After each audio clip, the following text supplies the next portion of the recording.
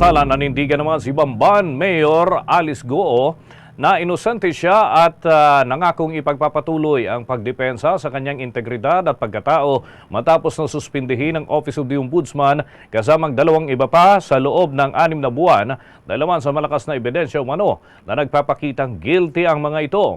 Sa isang statement, sinabi ni Mayor Goo na iginagalang nito ang legal process at tinatanggap ang desisyon ng Ombudsman. Iginit din ng alkalde na nagsilbi siya sa kanyang bayan at sa kanilang mga mamamayan ng may integridad. Naniniwala din ang alkalde na may pagkakataon siya ngayon para naman linawin ang mga akusasyon laban sa kanya.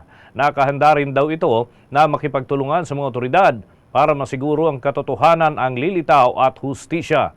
Sinabi pa ng alkalde mula sa Bamban Tarlac na lubos ang kanyang kalungkutan sa mga akusasyong ibinabato laban sa kanya at idinadaing ang pagkundina sa kanya bago pa man ang marinig daw yung kanyang panig.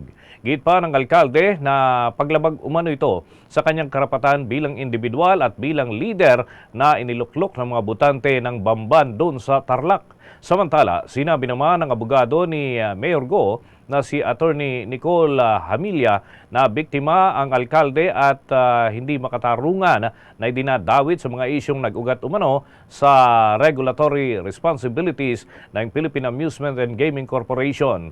Ipinaliwanag niya na ang pagbibigay ng business permit sa Philippine Offshore Gaming Operators Firm na Sun Yuan ay sumunod lamang sa umiiral na mga proseso at protocol kabilang na ang sa Philippine Amusement and Gaming Corporation at ang kabiguan daw ni Mayor Goo na agad na bawiin ang business permit ay alinsunod naman sa due process na kinakailangang sundin.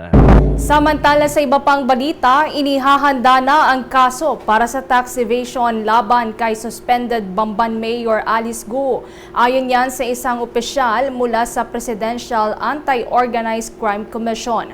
Sinabi nga ni PAO-CC spokesperson Winston Casio na may mga nakita silang mga paglabag ng alkalde kaugnay yan sa pag-iwas sa pagbabayad ng buwis.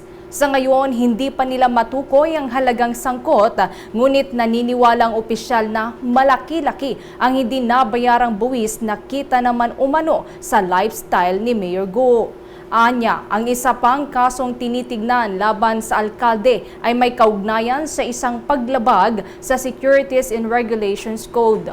Una nga rito, si Mayor Goo ay isinasailalim sa investigasyon matapos na makaladkad ang kanyang pangalan sa isang Pogo Hub na ni-raid sa kanyang bayan.